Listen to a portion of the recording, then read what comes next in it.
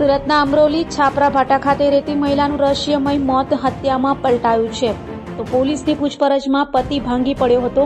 અને ઝપાઝપી તથા ગળું દબાવ્યા બાદ બોથડ પદાર્થથી મોતને ઘાટ ઉતારી હોવાની કબૂલાત કરી હતી।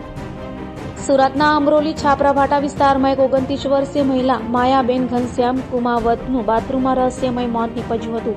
પતિ દ્વારા જ તેણીની હત્યા કરવામાં આવી હોવાની પિયર પક્ષે આશંકા વ્યક્ત કરી હતી, જેના પગલે અમરોલી પોલીસ દ્વારા પેનલ પોસ્ટમોર્ટમ કરાવ્યું હતું। દરમિયાન પોલીસે પતિ ઘનશ્યામ કુમાવતની ઉલટ પૂછપરછ કરતા તે ભાંગી પડ્યો હતો અને પત્નીની હત્યા કર્યાની કબૂલાત કરી હતી,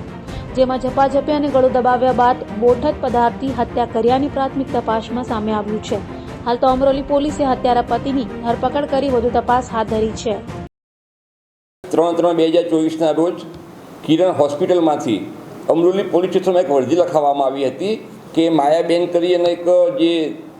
મહિલા જે છે તે એમના પોતાના ઘરમાં બાથરૂમમાં પડી જતાં એમને ઈજા થતાં એ મરણ ગયેલ છે અને એમના પતિ જે ઘનશ્યામભાઈ જે છે એ એમની ડેડ બોડી અત્રે લાવેલ છે, જેથી અમરોલી પોલીસ સ્ટેશનના માણસો તાત્કાલિક ત્યાં કિરણ હોસ્પિટલ ત્યાં પહોંચી ગયેલા અને ત્યાંથી એ પછી જે મનોજના જે છે એની લાશ ઉપર જે રિક્વેસ્ટ ભરતા હતા એ વખતે એની ઉપર ઈજાના નિશાનો જણાઈ આવેલા એ ખાસ કરીને જો બાથરૂમમાં પડવાથી જો ઈજા થાય તો આવી ઈજા ના થાય એટલે શરૂઆતથી પોલીસને આ બાબતે શક એમ તો હતો જ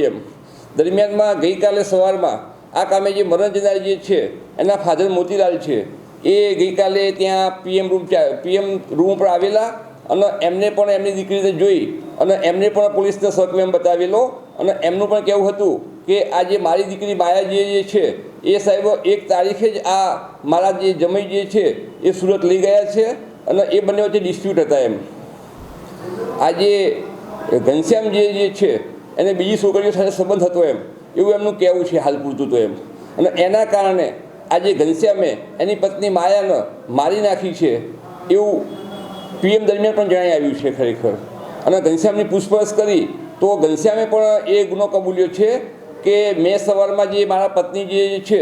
એનું જે ગળું જે છે એ હાથથી દબાવી અને એનું જે માથું જે છે એ દિવાલ સાથે અથડાવેલું હતું અને એ પછી એની દુકાને જતો રહેલો અને પછી એને સ્ટોરી એવી બનાવી હતી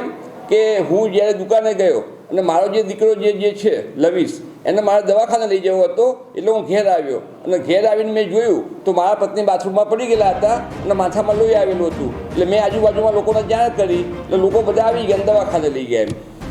હાલમાં આ કામે જે ઘનશ્યામ જે છે એમને ડિટેન કરવામાં આવેલો છે અને એની સઘન પૂછપરછ ચાલુ રહી છે।